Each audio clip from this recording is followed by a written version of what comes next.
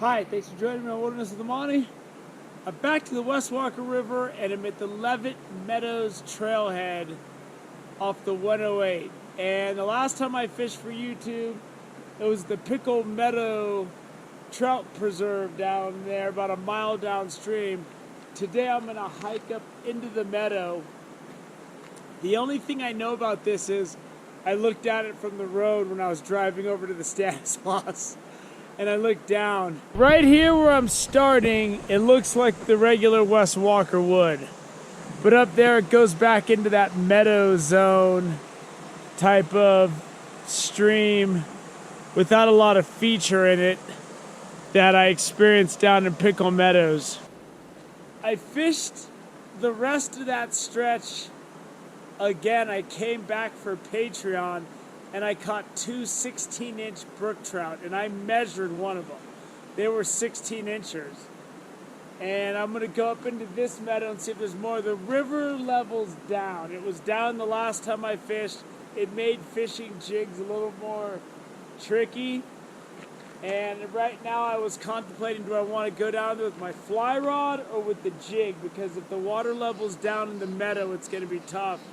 And I decided I'd rather have the range. If I can spot the cover from a distance, I can cast far and not spook the fish as I'm trying to get closer so I can fly cast.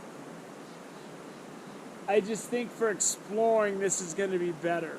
One thing I learned the last time I fished down there for Patreon, the way that river fishes, and I think the meadow up here might be similar, you need to have the sun out because you got to be able to see the structure on the bottom because that's where the fish are. And I have to be able to swim my jig in between those big clumps of root and dirt that have anchored to the bottom. And if you can't see that stuff, you can't swim your jig through it. You got to be able to see it. You just can't use the force. Okay, that's only in Star Wars. So I'm going to hike down. I'm going to start fishing. Here comes the sun. Little darling, it's all right. So there's the campground right there. So I'm assuming a lot of this gets hammered. But I'm going to come out here and see if I can make something happen. See something, figure something out. I don't know. But I'm gonna cast from up here. And if I catch something, I'm gonna run down there because I want to see if anything follows this. And I'm using the same jig from yesterday, and I really got to check my knot. Really got to check the knot on this thing. Because this jig went through a lot of fish, lots of strikes. I don't want to start with a busted knot. And like I said, I really need to be able to see the bottom in that meadow area or else I'm not going to know where to throw my stuff. And a lot of my game is accuracy and hitting spots. Can't hit spots if you can't see them. So this section right here is really clear. And I'm thinking I need to get up into that meadow. This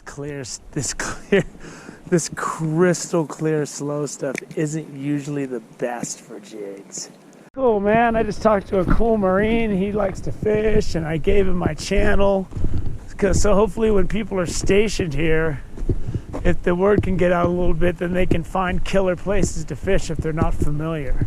Almost ready to skip some of this easy access stuff and go straight for the meadow. And then if it comes down to it, I can hit this on the way back. This will be my Alamo. If I'm skunked and I gotta make a stand, maybe I'll just stop here. I don't know. I have no idea where I'm going. I've never been here. I'm just powering through some sagebrush or something. I know the river's to my left somewhere. I'm feeling that anxiety. Whenever I fish a new river, I always stress I'm not catching anything. I've only been fishing for 5 minutes. The last time I fished the West Walker coming out of Pickle Metal for Patreon after I fished it for YouTube so I could get a little bit more, I struggled, man. I got those two nice 16-inch brookies, which were just really nice fish. But other than that, I wasn't getting the same amount of follows and hits I was the time before. The water was lower. And that's what I'm dealing with today, but that's fine. So the sun's not on the water yet, but I don't need the sun to see this stuff. This stuff is easy because it's just your regular river, and I can pick something like this apart. It's when I'm fishing that stuff on the bottom, like downstream. That's when I gotta worry about what's on the bottom. It's kind of looking like I'm gonna get cut off by that fence on this side. So I either need to figure out how to cross this creek, or I gotta go get my car and drive up the road, because I know it's posted no trespassing there. Crap, I got my boots wet crossing, but I'll just have to dry them out, I guess. So far, I've been here for like an hour and a half, and I fished for about 15 minutes. I've just been trying to find spots. My reel got tangled really bad right off the bat. That took a while to deal with. I am just struggling out here. Barely fish. I'm not far from pulling the plug on this. I'm dealing with swamp area. I haven't really seen a lot of good water to fish yet. And I'm starting to think, do I want to cut my losses and go somewhere else, or do I want to grind this out and see if there's some kind of Shangri-La? There's definitely bears out here, that's for sure. I think I'm pulling the plug on this. I'm not going to catch anything in these little tiny pockets that are just crystal clear and I can't approach. And I'm just not seeing any fish. I know there's like some kind of a big pond here or something. I saw it from the pass up above. It should be right around here. I'd really like to see what that is. But with that said, I ain't going much farther. I'm done. Alright, I can see some nice fish.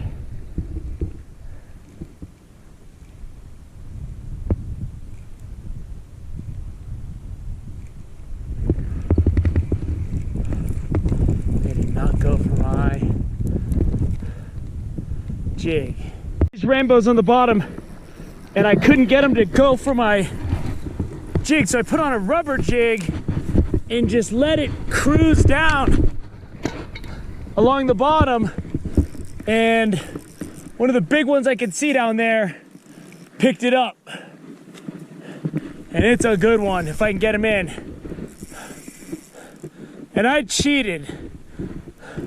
I'm at a spot where I've seen fish before, just off the road, because there was nothing for me up above. But there's fish here, man. And he picked that rubber tube jig up right off the bottom. I was just drifting it like it was bait. All right, this is a big fish.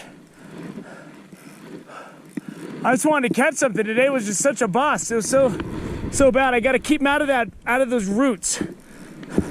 There's that cover at the bottom. And I didn't think he was gonna hit it.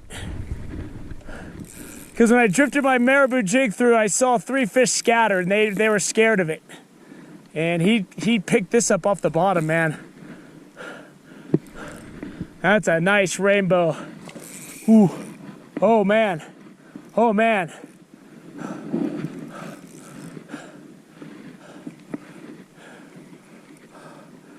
He ain't coming in easy though. And I got him with one of those 1/16 ounce jigs. I usually don't catch fish with those in rivers, but the water's really low and it was going slow.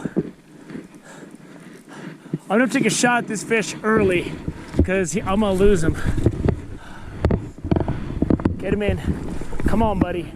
No, you just stop it. You just stop it. No, no, no. Little tube jig. I'm gonna let this guy rest in the net for a minute because he fought. And this is a big rainbow, man. There you go. That is a big Wes Walker rainbow right there. Woo! There he goes. Ooh. So I can see a few big fish on the bottom. And what I did is the marabou jig was scaring them. This water's really clear. So what I did is I casted way upstream to make sure it was down at fish level. And then I just drifted it and I gave it little pops on the bottom. And he picked it up. I couldn't believe he actually bit that thing. But he did. so I'm gonna make a couple more casts and then I'm gonna call it a day. I am tired. Down in the gully to get out of the wind. So my scouting mission of the Wes Walker above Leavitt Meadows was an absolute bust. If I sat and watched grass grow, it would be less of a waste of time. I spent 4.5 hours breaking through brush, trying to find river to fish. It was super clear and the flow was really low. And I was crawling up to the water to see if I could see fish. There's one spot where I saw like 4 big rainbows hanging out.